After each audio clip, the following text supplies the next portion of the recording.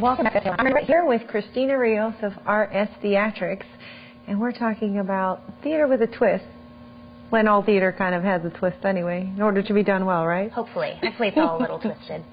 But you've got this amazing show coming up called Mr. Burns, a post-electric play. And you somehow, well, okay, let's see, how was it put to me?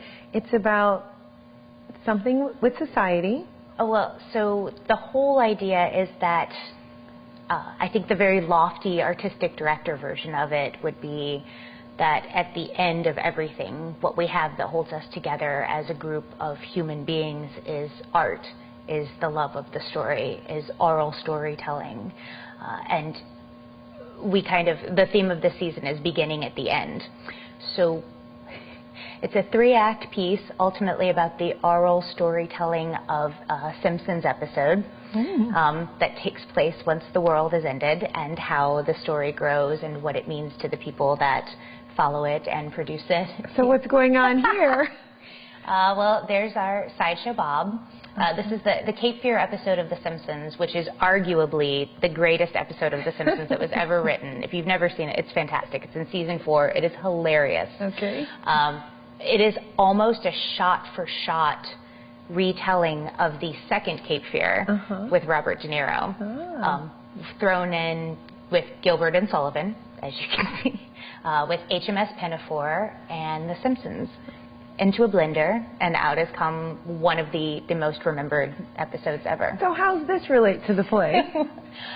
There's a lot of Gilbert and Sullivan influence in it, but it's my favorite Simpsons episode ever. And when I saw an article on NPR, our board president saw it and read it and was like, "You have to read this." And people have great ideas all the time and send them to me, and I have 1,000 children and a busy company, and I very rarely get to read it. But I read it, and I was so taken by this idea of what happens if we don't know each other and we're trying to suss out how we feel about each other, but there are very few people left in the rest of the world. So let's try to get along, and let's move together for safety, and what do you like and what do I like, and maybe now backgrounds don't really matter so much.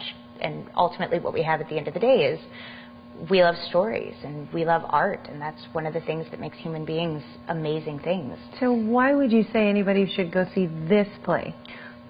Because I want this to succeed. No. I think it's, on the surface, it's hilarious. And it's, you know, it's a great Simpsons episode, it's brilliant actors. First act, you meet them right afterwards. The second act, they become a traveling theater troupe. And the third act is a really return to ancient Greek-style theater. Ultimately, at the very end of everything, art and life reset itself, so we can hope then 2,000 years from that we'll be where we are today. It's a really interesting concept. But underneath it all, it really is about what makes us human and what makes us love stories. And I love stories. I love telling stories. I love sharing stories. I love the city, and I love sharing whatever I can artistically with it. So it's exciting. And I get that R-S Theatrics is really about making people take a look at themselves without realizing they're taking a look. At least that's what I'm getting from what you're saying.